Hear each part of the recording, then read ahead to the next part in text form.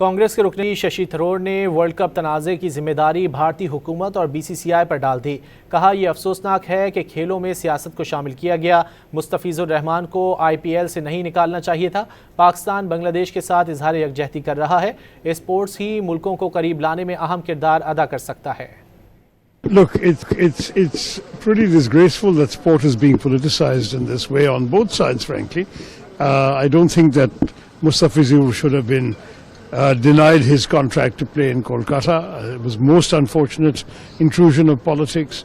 I think the Bangladeshi reaction was an overreaction, but it's also a reflection of the same, and Pakistan is trying to show its solidarity to Bangladesh.